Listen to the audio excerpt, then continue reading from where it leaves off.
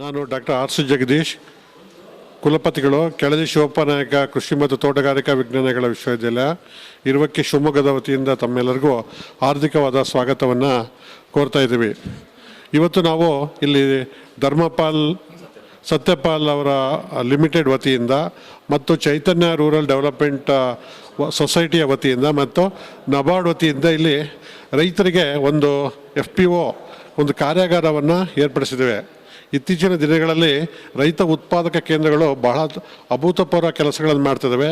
ರೈತರಿಗೆ ಬೇಕಾಗುವ ಎಲ್ಲ ಸಾಧನೆಗಳು, ಸಲಕರಣೆಗಳು, ಬೀಜಗಳು, ಗೊಬ್ಬರಗಳು, ಅದಲ್ಲದೆ ಅವರಿಗೆ ತಾಂತ್ರಿಕ ಮಾಹಿತಿಗಳನ್ನು, ಅದಂತ ನಂತರ ಅವರಿಗೆ ಯಾವ ಮಾರುಕಟ್ಟೆಯಲ್ಲಿ ಹೆಚ್ಚಿನ ಒಂದು ಬೆಲೆ ಸಿಗುತ್ತೆ ಅದರ ಬಗ್ಗೆ ತಿಳಿಸುತ್ತಾ ಮತ್ತು ಮಾರುಕಟ್ಟೆಯನ್ನು ಸಹ ಅವರು ವ್ಯವಸ್ಥೆಯನ್ನು ಮಾಡಿಕೊಂಡಿದ್ದಾರೆ.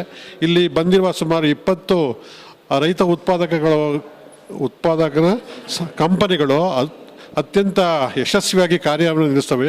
ಸುಮಾರು 80 ಲಕ್ಷದಿಂದ ಹಿಡಿದು ಸುಮಾರು 8.5 ಕೋಟಿಯಷ್ಟು ವ್ಯವಹಾರವನ್ನು ನಡೆಸಿ ಈಗ ನಮ್ಮ ಶಿವಮೊಗ್ಗ ಜಿಲ್ಲೆಯ ಎಲ್ಲ ರೈತ ಉತ್ಪಾದಕ ಕೇಂದ್ರಗಳು ರಾಷ್ಟ್ರ ಮಟ್ಟದಲ್ಲಿ ಗಮನ ಸೆಳೆದಿವೆ.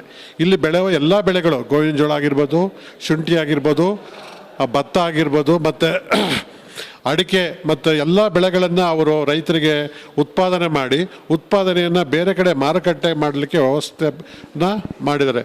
ಅದಲ್ಲದೆ ಈಗ ಅನೇಕ ತರಕಾರಿಯ ಒಂದು ಸಹ ಅವರು ಮಾರಾಟ ಮಾಡ್ತಿದ್ದಾರೆ. ಅದಕ್ಕೋಸ್ಕರ ನಾನು ಚೈತನ್ಯ ರೂರಲ್ ಡೆವಲಪ್ಮೆಂಟ್ನ ಪದಾಧಿಕಾರಿಗಳ ಭದ್ರೇಶ್ ಅವರಿಗೂ ಮತ್ತು ಎಲ್ಲ ರೈತ ಬಾಂಧವರಿಗೂ, ರೈತ ಉತ್ಪಾದಕ ಕೇಂದ್ರಗಳಿಗೂ ನಮ್ಮ ವಿಶ್ವವಿದ್ಯಾಲಯಕ್ಕೆ ಬಂದು ನಮ್ಮನ್ನೆಲ್ಲ ಅವರು ಪರಿಚಯ ಮಾಡಿಸಿದ್ದಕ್ಕೆ ಧನ್ಯವಾದಗಳು ಹೇಳ್ತಾ, ಇಲ್ಲಿ ನಮ್ಮದು ಸಾಯಿಲ್ ಸೈನ್ಸ್ ಮ್ಯೂಸಿಯಂ ಅಂತ ಇದೆ. ಇದು ಮಣ್ಣು ವಿಜ್ಞಾನದ ಒಂದು ಪ್ರದರ್ಶನಾಲಯ ಇಲ್ಲಿ ನಮ್ಮ ವಿಶ್ವವಿದ್ಯಾಲಯ. ಇದು ಇಡೀ ಭಾರತದಲ್ಲೇ ಅತ್ಯಂತ ಉತ್ಕೃಷ್ಟವಾದ ಒಂದು ವಸ್ತು ಸಂಗ್ರಹಾಲಯ ಅಂತ ಹೇಳ್ಬೋದು. ಇಲ್ಲಿ ಸುಮಾರು ನಮ್ಮ 7 ಜಿಲ್ಲೆಗಳ ಮಣ್ಣಿನ ಆಕಾರಗಳನ್ನು ನಾವಿಲ್ಲಿ ಮಾಡಿದ್ದೀವಿ. ಸುಮಾರು 3 ಅಡಿಯಿಂದ 4 ಅಡಿಯಷ್ಟು ಮಣ್ಣಿನ ಆಕಾರಗಳನ್ನು ಇಲ್ಲಿ ಬಿಟ್ಟು ಅದು ಯಾವ್ಯಾವುದು ಕೃತಿ ಇದೆ, ಅದರ ಘನ ಹೇಗಿದೆ, ಅದರ ಮಾಯಿಶ್ಚರ್ ಹೇಗಿದೆ, ಅದು ಯಾವ ರೀತಿ ರೂಪುಗೊಂಡಿದೆ, ತಲೆತಲಾಂತರಗಳ ಬಗ್ಗೆ ಅದನ್ನು ಪಿಕ್ಚರ್ ರೂಪದಲ್ಲಿ ಇಲ್ಲಿ ಅಳವಡಿಸಿದ್ದೀವಿ. 7 ಜಿಲ್ಲೆಗಳಿಂದ ಮಣ್ಣಿನ ಒಂದು ಸಂಗ್ರಹವನ್ನು ಮಾಡಿದ್ದೇವೆ. ಅದು ಸುಮಾರು 450ಕ್ಕೂ ಹೆಚ್ಚಿನ ವಿವಿಧ ಕಲ್ಲುಗಳು, ಮಿನರಲ್ಸ್ ಆ್ಯಂಡ್ ಸಾಯಿಲ್ಸ್ ಅಂತ ಹೇಳ್ತೀವಿ, ಅದನ್ನು ಇಲ್ಲಿ ಸಂಗ್ರಹಣೆ ಮಾಡಿದ್ದೀವಿ. ಆ ಸಂಗ್ರಹಣೆ ಇದು ನಮ್ಮ ಇಂಡಿಯಾದಲ್ಲಿ ಸಿಗೋ ಎಲ್ಲ ಕಲ್ಲುಗಳು ಸಹ ನಮ್ಮ ಸಂಗ್ರಹಾಲಯ ಇದ್ದಾವೆ. ಅದನ್ನು ತಾವೆಲ್ಲ ನೋಡ್ಬೋದು. ಮಣ್ಣಿನ ಕಣ ರಚನೆ ಆಗಬೇಕಾದ್ರೆ ಈ ಕಲ್ಲಿಂದನೇ ರಚನೆ ಆಗುತ್ತೆ. ಸುಮಾರು 1000 ವರ್ಷಗಳ ನಿತ್ಯದ ಪ್ರಯತ್ನದಿಂದ 1 ಇಂಚು ಮಣ್ಣು ನಮಗೆ ಉತ್ಪಾದನೆ ಆಗುತ್ತೆ. ಅದು ಉತ್ಪಾದನೆ ಆಗಲಿಕ್ಕೆ ಇವೆಲ್ಲ ಮಿನರಲ್ಸು ಮತ್ತು ಕಲ್ಲುಗಳು ಸಹ ಸಹಾಯಕವಾಗ್ತದೆ. ಅದಲ್ಲದೆ ಈ ಮಣ್ಣಿನ ವಿಜ್ಞಾನದಲ್ಲಿ ಯಾರ್ಯಾರು ಅತ್ಯುನ್ನತ ವಿಜ್ಞಾನಿಗಳು ಕೆಲಸ ಮಾಡಿದರೆ ಅವರ ಸಾಧನೆಗಳು, ಅವರ ಭಾವಚಿತ್ರಗಳನ್ನು ನಾವಿಲ್ಲೆಲ್ಲ ಏರ್ಪಡಿಸಿದ್ದೇವೆ. ಇದು ಒಂದು ವಿಶಿಷ್ಟವಾದ ಒಂದು ವಸ್ತು ಸಂಗ್ರಹಾಲಯ. ಇದು ನಮ್ಮ ವಿದ್ಯಾರ್ಥಿಗಳಿಗೆ, ವಿಜ್ಞಾನಿಗಳಿಗೆ ಮತ್ತು ರೈತ ಬಾಂಧವರಿಗೆ ಅನೇಕ ತಿಳುವಳಿಕೆಗಳನ್ನು ಕೊಡ್ತದೆ.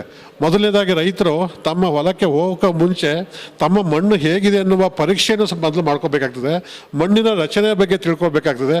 ಮಣ್ಣು ಯಾವ ರೀತಿ ಉತ್ಪಾದನೆ ಆಯಿತು, ಆ ಮಣ್ಣಿನಲ್ಲಿ ಯಾವ ಬೆಳೆಗಳನ್ನು ಬೆಳಿಬೇಕು ಅನ್ನೋ ಬಗ್ಗೆ ಫಸ್ಟು ಜ್ಞಾನವನ್ನು ಹೊಂದಿದರೆ ಅವರು ಪರಿಪೂರ್ಣ ರೈತ ವಿಜ್ಞಾನಿ ಆಗಲು ಸಹಾಯಕ ಆಗ್ತದೆ.